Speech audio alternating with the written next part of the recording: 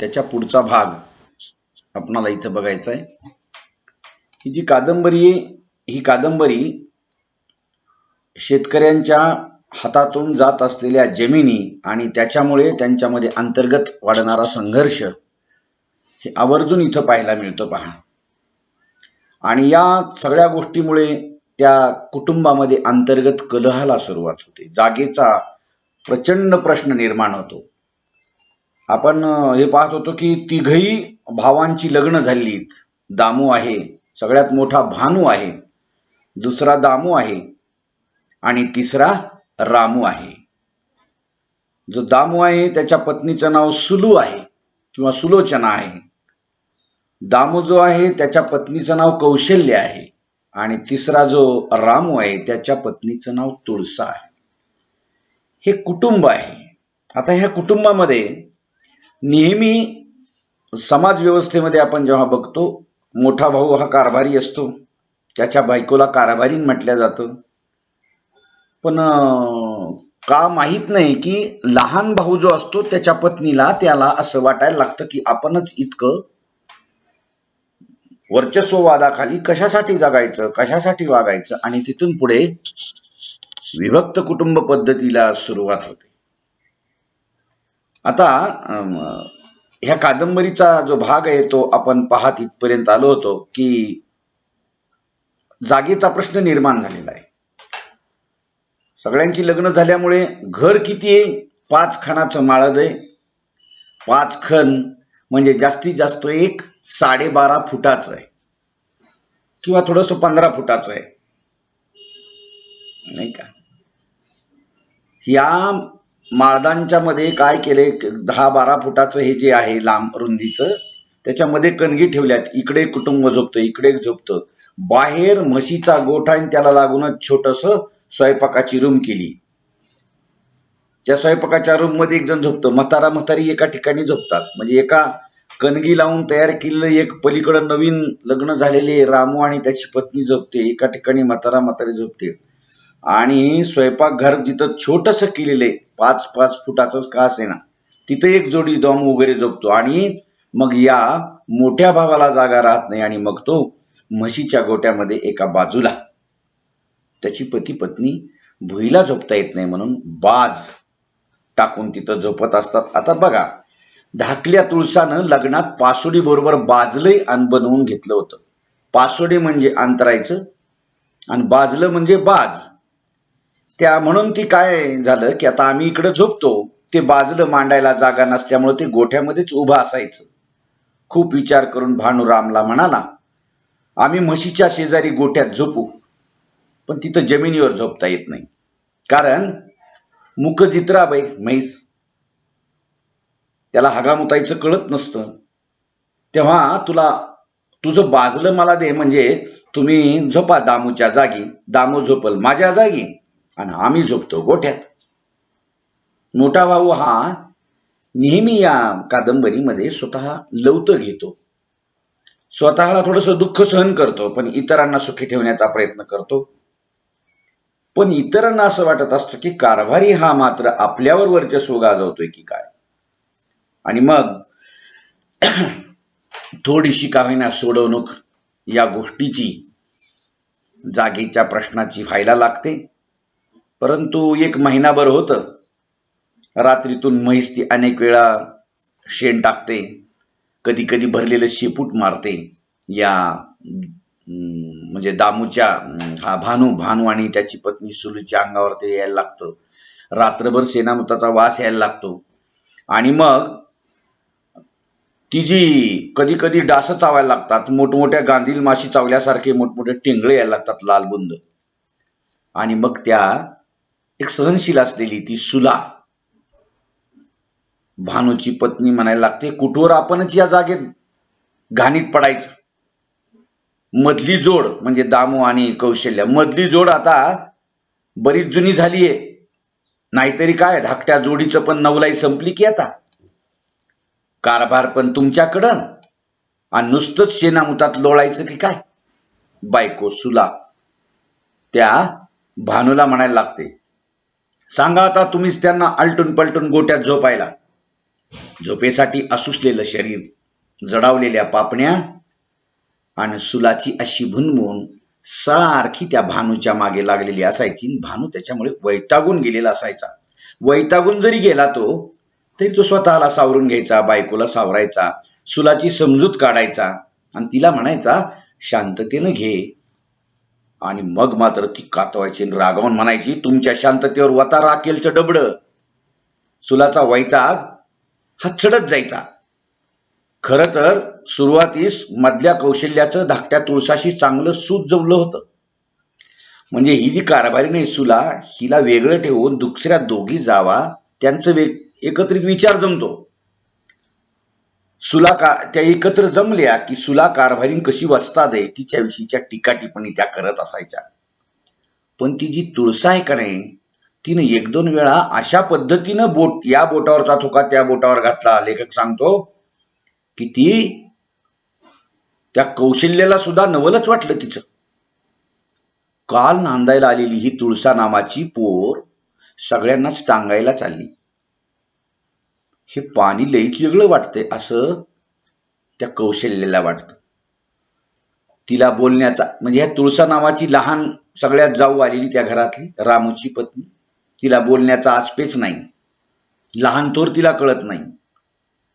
मान मर्यादा तिला कळत नाही. 3 वर्षात स्वतः कौशल्यानं सासू सासऱ्यांना उलटा कधी जबाब दिला नव्हता. थोरली सुला तर कारभारीण किती दिवसापासून नांदते इथे या घरामध्ये, पण कधी चढेलपणानं ती वागली नाही.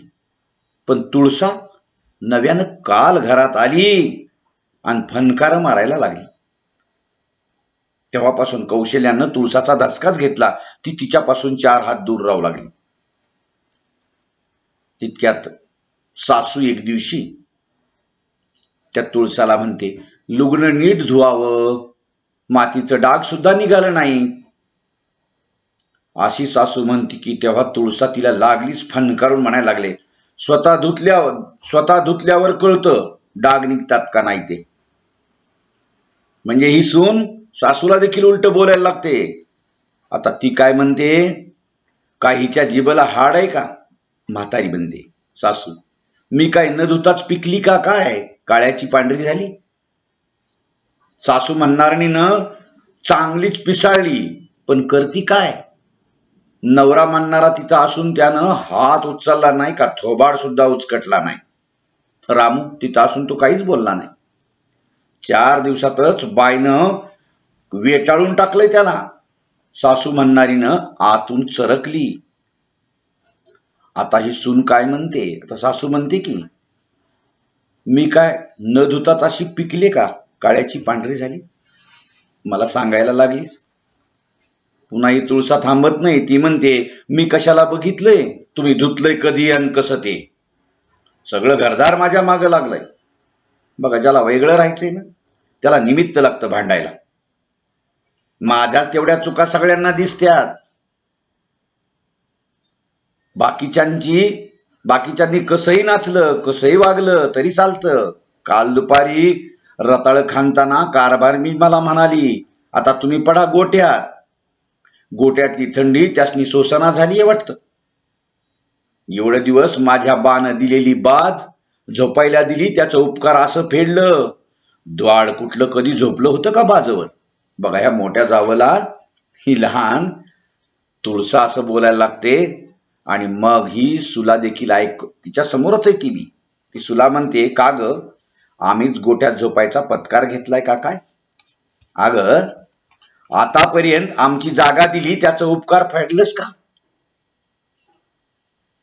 त्याचं उपकार मानायचं सोडलं आणि लागली बाजाचं कौतुक करायला. लय तुझा बाप जहागीरदार आहे ना, तर त्याला दे म्हणावं एखादं घर बांधून, बाज दिली तसं. देतो का?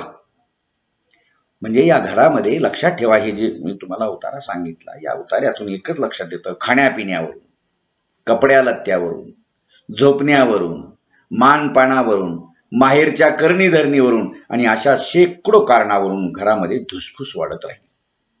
भांड्याला भांडी धडकत होती आणि आवाजाच्या ठिणग्या उडत होत्या. घरात जमत नाही यांचं आता. आणि मग मात्र तिघ भाऊ एकत्र बसलेले शेतामध्ये. आता हे तिघच्या तिघ शेतामध्ये एकत्र बसून विचार करतायत प्रश्न सोडवण्यासाठी. प्रश्न कोणता?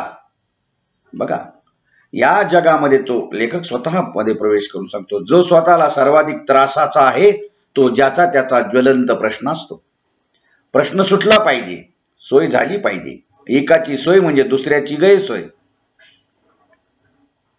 छोटासा कोणता प्रश्न घेतला, एखाद्या शहरातल्या कचऱ्याची सोय झाली, कचरा कुठेतरी नेऊन टाकला की त्या दुसऱ्या गावाच्या शेजारी जिथं टाकल्या जातो ना तिथं दुर्गंधी पसरते, त्याची गैरसोय असते. म्हणजे या समाजामध्ये कुणाची तरी सोय करताना कुणाची तरी गैरसोय होते. अनादि अनंत काळापासून हा प्रश्न तसाच शिल्लक आहे या जगामध्ये. संपत नाही तो. हे जणू सुईच्या टोकावरचं महाभारत आहे. घराघरामध्ये जे कलह माजतात ना, हे उदाहरण त्यांनी सांगितलं की त्या दुर्योधनाला म्हणालं होते, कृष्ण वगैरे सगळ्यांनी सांगितलं की हे बघ, धर्म वगैरे अर्जुन, नकुल, सहदेव हे सगळे तुझे भाऊ आहेत. तू धृतराष्ट्राचा आहे, ते पांडवाचे आहेत, ते तुझ्या नियमानं भाऊ आहेत, तू त्यांना त्यांच्या हिश्श्याची जागा दे. तेव्हा दुर्योधन म्हणाला होता की मी सुईच्या टोकावर बसण्या एवढी जमीन सुद्धा त्यांना देणार नाही. म्हणून महाभारत घडलं. म्हणून असं म्हणतात सुईच्या टोकावरचं महाभारत, नाही का? आणि म्हणून स्वतःचं स्वामित्व, स्वतःला प्रत्येकाला असं वाटतं की आपण आपलं स्वतःचा कारभारी असावा. प्रत्येक घरामध्ये कशावरही पाहिजे लोकांना. मग तो कधी भुईवर असेल, कधी घरावर असेल, तर कधी मोकळ्या जागेवर असेल, कधी सजीव निर्जीव कसलीही वस्तू असेल त्याच्यावर असेल. त्या त्या गोष्टीचं स्वामित्व, मालकी माझ्याकडं पाहिजे असं प्रत्येकाला वाटत असतो. नको हे मांडलिकत्व, म्हणजे दुसऱ्याच्या ताब्यात राहणं. कारण एकत्र कुटुंबामध्ये वैयक्तिक मानवी स्वातंत्र्यावर आणि आवडीनिवडीवर येणारी आज सगळ्यांनाच काचू लागली. हा जो आज किंवा काच जो आहे काचणारा, हा कधी एकदा सुटेल असं त्या प्रत्येकाला वाटू लागलं. लेखक खूप पाठीमागे जाऊन सांगतो, देश स्वतंत्र झाला, त्याला 10 वर्ष उलटली. म्हणजे ही कादंबरी कदाचित 1960च्या आधीची आहे. देश स्वतंत्र झाला, स्वातंत्र्य प्राप्तीनंतर अशा अनेक गावागावामध्ये, भावाभावामध्ये स्वातंत्र्याच्या ज्योती प्रज्वलित झाल्या. स्वतंत्र जसं मांडलिकत्व आपण इंग्रजांचं नाकारलं आणि स्वतंत्र झालो ना, जणू त्याच रीतीचं प्रत्येक घराघरामध्ये, भावाबंदकीमध्ये, एकत्र कुटुंब पद्धतीमध्ये विभक्त पद्धतीची परंपरा सुरू झाली. आणि ज्याचं त्याला स्वतःचं स्वामित्व स्वीकारून स्वतंत्र जगावं असं वाटायला लागलं. आणि म्हणून प्रत्येकानं भावाभावात स्वातंत्र्याची ज्योत प्रज्वलित झाली. आणि जुळवून घेणं, टिकवून ठेवणं, मनाला मुरड घालणं नाही जमत. हे सगळ्यांना जमत नाही. सगळ्यांची मन सारखी नसतात. कोत्या म्हणजे कलुषित मनाचा आणि मोठ्या मनांचा मेळ बसत नसतो. आणि एकत्र बसून बोलताना, प्रश्न सोडवताना समोरच्याचं मन कोतं आहे असं दोन्ही बाजूंना वाटत असतं. प्रत्येकाला वाटतं तोच वाईट आहे, प्रत्येकाला वाटत असतं तोच कपटी प्रवृत्तीचा आहे, मी चांगला आहे. पण जे मोठं मन असतं ना ते समजून घेतं, पण ते कोतं मन मात्र किंवा कलुषित मन मात्र त्याला मानत नाही. खरं तर प्रत्येक घरातली माणसं ही काही परकी नसतात हो. सगळी माणसं घरातलीच असतात, रक्तातली असतात. आपल्याच दातांनी आपलेच ओठ रक्तबंबाळ कसं काय करायचे? प्रश्न नाजूक असतात. त्यापेक्षा वेगळी चूल बरी. स्वतंत्र झालेलं चांगलं. कमवलं तर खाईल, नाहीतर उपाशी बसल. उगाचच धुपण्यापेक्षा काय असला भडका तो काय कामाचा आहे का? आणि मग मी काय म्हणतो, गोठ्यात मीच किती दिवस पडायचं, त्यापेक्षा महिना महिना वाटून घेऊ असं भानू म्हणाल्यानंतर काही जण म्हणजे असं प्रत्येकाला गोठ्यात जेव्हा जेव्हा ती जागा येते तेव्हा तो म्हणतो मीच कशाला राहू इथे. मग मला नाही ते पटत.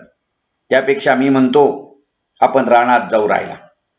बघा, तो दामू म्हणतो की आपण रानात जाऊ राहिला, आपण काही उपलानी नाही हो, वतनदार आहोत ह्या गावचे, भरपूर पसारा आहे आपला, गोराढोरांची सोय होईल रानामध्ये, तिकडे काय अडलं इथं आपलं ह्या गावात, दिस उगवायला रानात जायचं आणि दिवस मावळला की पुन्हा घरी यायचं, कशाला, खायला आणि झोपायला.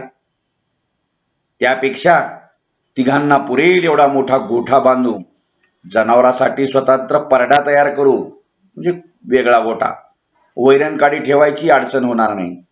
इथं शेरड करड पाळायची म्हटलं तरी ती बांधायची कुठं, हा प्रश्न आहे आपल्या घरात. बघा, जुनी घरं मोडीत निघाली एका विशिष्ट काळी.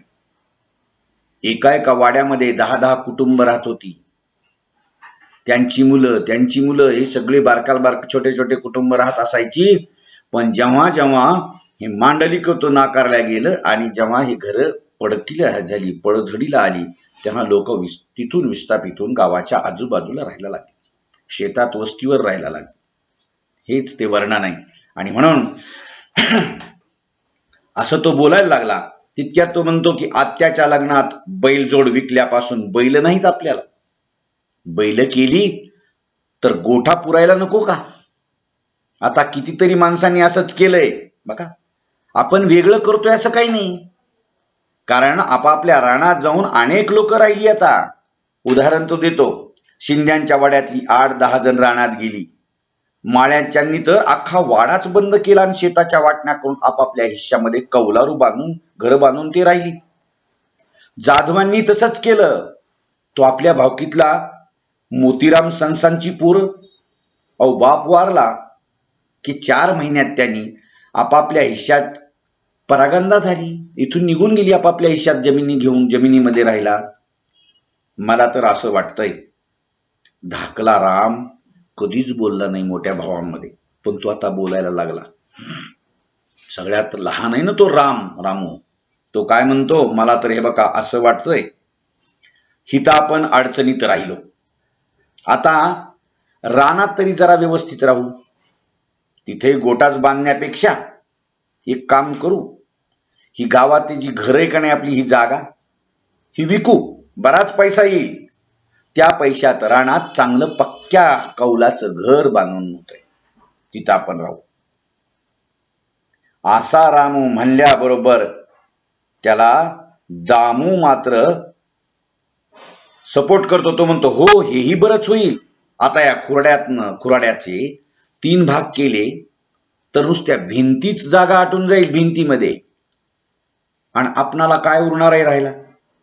झोपलं तर पाय दुसऱ्याच्या हातीत, फाटून चिंध्या होण्यापेक्षा हाय अजून थोडीफार गोडी, तर आपण व्यवस्थित रानं वाटून घेऊ, हे घर विकू, येणारं पैसे तिघांनी वाटून घेऊ, त्या पैशात रानात घर बांधू, नाहीतर त्याचं काय करायचं ते ज्याचं त्यानं ठरवावं. आता दामू आणि रामू या दोघांचा हा विचार झाला, एक विचार. भानू मात्र जुन्या परंपरेचा, त्याला घर विकणं, त्याला शेती विकणं हे त्याला आवडत नाही. तो म्हणतो बापजाद्यांनी अशा धंदे केले असते तर ते आपलं हे टिकून ठेवलं असतं का त्यांनी. आणि म्हणून तो भानू काय म्हणतो, काकुळतीला येतो आणि ह्या दोन्ही भावाकडे बघतो आणि काकुळतीला येऊन तो भानू ह्यांना म्हणायला लागतो, हे बघा मी काय म्हणतो, लगेच पार वेगळं राहण्याची गरज काय चालली बरं. अहो बारीक सारीक कुरबुरी होत असतात, त्याचं एवढं मनावर कशाला घ्यायचंय, ते घ्यायचं नसतं. आता एकत्र घुसळांचा घालण्यात काही अर्थ नाही, धाकटा रामू म्हणतो. तितक्यात दामूही त्याला सपोर्ट करून म्हणतो, हे बघा हाय गोडी तवरच बाजूला झालेलं बरं, उद्या जवळ ये म्हणायला जागा तरी राहील, एकदा इटलं ना की पुन्हा गरम करून देखील खाण्यामध्ये चव नसते, असा तो दामू म्हणू लागला. मग मात्र थोरला जो भानू आहे त्याचा नाईलाज झाला आणि तो म्हणतो, तुमचं तसं ठामच असल, ठरलेलंच असल तर मग माझा नाईलाज आहे, राहू आपण रानात आपापल्या जागत गोठ बांधून, पण तरी मला वाटतं ही राहत्या घरासह जागा विकायला नको, त्याला मात्र आपल्या बापजाद्यानं परंपरेनं कमवून ठेवलेलं विकावं असं वाटत नाही ते घर. तितक्यात तो लहान भाऊ रामू म्हणतो, बघा हे डोकं मोठ्या भावाला, अरे आज हे घर राहतं घर आहे, उद्या आपण रानात गेल्यावर हे घर धपकन खाली कोसळल, मग ह्याची किंमत निम्म्यावर येईल. त्यापेक्षा आता 4 पैसे जास्ती येतील. आणि घर न विकून तरी काय करणार हो आपण? 3 भाग तरी त्याचे करता येत नाहीत. आणि कोणाच्या तरी एकाच्या गळ्यात बांधलं हे घर तर त्या बदल्यात त्यानं 10 गुंठ जमीन कमी घ्यावी. बघा कोण होतंय का तयारीत घ्यायला हे घर. ते रामू म्हणतो, नको रे भाऊ, आपणाला तर हे घर नको. 10 गुंठे जमिनीच्या बदल्यात ते कधीही ढासळेल असं घर कोणालाच नको होतं. शेवटी विकून येणाऱ्या रकमेचे 3 भाग करायचे ठरले आणि ते रानात येऊन राहू लागले, आणि तेही स्वतंत्रपणे. हा एक कथाभाग इथपर्यंत आहे. या कथाभागाच्या नंतर या कथेला पाठीमागे घेऊन जातो लेखक. आता कुठे ते अग्नी दिला, बापाचा मृत्यू झाला, ज्वाळाकडे बघून त्याला ते बापाचं बालपण आठवलं, त्यानं कसं जपून ठेवलंय ते आठवलं. नंतर अस्थि विसर्जन झाल्या, 13वा वगैरे झालं, आणि नंतर आता 13वा वगैरे होणार, सगळ्या गोष्टी होतात. आणि मग आता त्या बापाच्या आणि आईच्या अंत्यविधीसाठीचा दवाखान्यातला झालेला खर्च तिघांनी एकत्रित मिळून वाटून घेऊन द्यायचा आहे. त्यांच्या जीवावरचढ ओझ उचललं पोरांनी. डॉक्टरांनी खूप मेहनत घेतली. इथून ते सुरू होतं. अनेक तपासण्या केल्या, झटापट करून बघितली, लहान्या जीवजंतूशी फायदा झाला नाही. आपल्या हाती जे जे करणं आहे ते केलं त्यांनी, पण बाकी काही नाही. 4,890 रुपये एवढा खर्च आला. प्रत्येकी 1,630 रुपये. आईच्या नावे 1,740 तर वडिलांच्या नावे 3,150 रुपये, असे एकूण 4,890 डॉक्टरांचं बिल झालं. एवढी मोठी रक्कम तिघा भावांनी ओझ्यानं वाकून गेली. आणि 13वीच्या दुसऱ्या रात्री तिघ भाऊ चांदण्यात नानांच्या परड्यासमोरच्या बांधावर बसले. तिथं बसून हे सगळा हिशोब करत होते. काय करायचं? भानू काय म्हणतो, अहो एवढ्या रकमेत तर 6 तोळ सोनं येतंय. आठवड्याभरात डॉक्टरांच्या बिलाची, तो म्हणतो काही नाही, आठवड्याभरात डॉक्टरांच्या बिलाची व्यवस्था करा, असं पाटील म्हणलाय. त्या पाटलानं जिम्मेदारी घेतली नव्हती का? भानू उसासत त्याला बोलला, आता 3 दिवसाला एक कार्यक्रम असतो मेल्यानंतर, 10वं 13वं, आणि धुनीची लाकडं, ते अंत्यविधी केला त्याला लागणारी लाकडं, अशा सगळ्यांचा एक खर्च, सगळा मिळून खर्च तो म्हणतो की 640 रुपये काहीतरी, 660 रुपये काहीतरी खर्च आलेला आहे. आणि मग डॉक्टरचं 1,630 आणि हे 210, म्हणजे 630 रुपये वरचा खर्च आलेला अंत्यविधीचा. हे सगळं प्रत्येकानं काय करायचं, 1,840 रुपये द्यायचे उद्या परवापर्यंत जमा माझ्याकडे करा, असं भाणं बोलतो. आता हे पैसे एवढे कुठून आणणार? काहीतरी पुढं लेखकाला सांगायचे म्हणून त्यानं ही पार्श्वभूमी सांगितली. तर प्रत्येकाच्या वाट्याला आलेले 1,840 रुपये जे आहेत ना, हे द्यायचेत आता, नाही का? आता हे जे आहेत ना, 1,840 रुपये प्रत्येकाने भानूकडे द्यायचे, ते जमा करून तो देणार आहे, ज्याचे होते त्याचे, त्या डॉक्टरचं बिल वगैरे. आणि मग रामू म्हणतो, एवढी रक्कम मी कुठून आणणार? 8-10 गुंठ विकण्याशिवाय मला दुसरा मार्गच नाही. तर तो भानू म्हणतो, अरे असं करून कसं चालल? लगेच जमीन विकायचं बोलतोस? अरे घरातलं दागदागिनं असेल तर ते मोड, नाहीतर घाणवट ठेव, गहाण ठेव. 1-2 वर्ष नकली डोरली घालू द्या बायकांनी, कानामध्ये वगैरे जे काय गळ्यामध्ये सोनं असेल ना, ते सोनं मोड, गहाण ठेव. तोपर्यंत कोणी म्हणेल उघडी कशी बाई, तर नकली घाल बेंटेक्सचं, नाही का? तेवढ्याने नाही, ते असं नकली घातल्यानं काय बिघडतंय? तेवढ्यात नाहीच जमलं तर उसनं करा. खाण्यापिण्यावर, कपडा चोपडावर होणारा खर्च जरा बेतात ठेवा. 4-2 वर्ष तरी निदान असं करा. बारकी सारखी पोरं काही दिवस उघडी नागडी हिंडली तर काय लय आभाळ फाटणार आहे का? एवढ्या तेवढ्याला जमिनी विकून चालत नाही रे बाबा. अरे बापजाद्यांनी जर असंच उदळ मादळ वागले असते तर काय उरलं असतं आपल्याला. भानूला आता हे सगळा रामचा भानूला राग आल्यामुळे भानू त्या संदर्भात बोलला. तितक्यात तो राम म्हणतो, मी ठरवलंय बघा. म्हणजे भानू म्हणतो मोठा भाऊ की मी तर ठरवलंय बघा, बायकोचं डोरल्यासकट 2-2.5 तोळ्यांचं दागिनं आहे ते सरळ मोडणार आहे. बाकी शिळीचं पाट बोकड विकणार आहे. तेवढ्यात नाही जुळलं तर उसनं करून मेळ बसवणार आहे. भानूनं गेल्या 2 दिवसात भागवाभागवीचा जो विचार केला होता तो त्यानं बोलून दाखवला. आणि तो पुन्हा दुसरा म्हणतो की माझाही बेत तसाच आहे. अगोदरच शेळीची 2 बोकडं विकली, त्यातनंच कालची भागवाभागवी केली. घरातलं सोनं 2-1 तोळं भरल ते मोडायला लागल. शिवाय कमी जास्तीला म्हशीचं रेडकू आहे, पण त्याला आता काहीच दर येणार नाही. उद्या गाभण राहिल्यावर दुपटीनं विकल. म्हणून उसनं केलेलं परवडल मला. अगदी 5 रुपये शेकड्यानं जरी पैसे कुणाची मी उचलले ना तरी मला परवडतील. कारण माझ्या म्हशीचं वगारू म्हशीचं जे रेडकू आहे ते ह्याच्यापेक्षा जास्त भावानं जाईल नंतर, खूप मोठ्या भावानं, असं तो दामू म्हणला. आणि त्यानं त्याचे पैसे कसे जुळवणार आहे मी ह्याचा आकडा त्यानं सांगितला किंवा आराखडा त्यानं तयार ठेवला.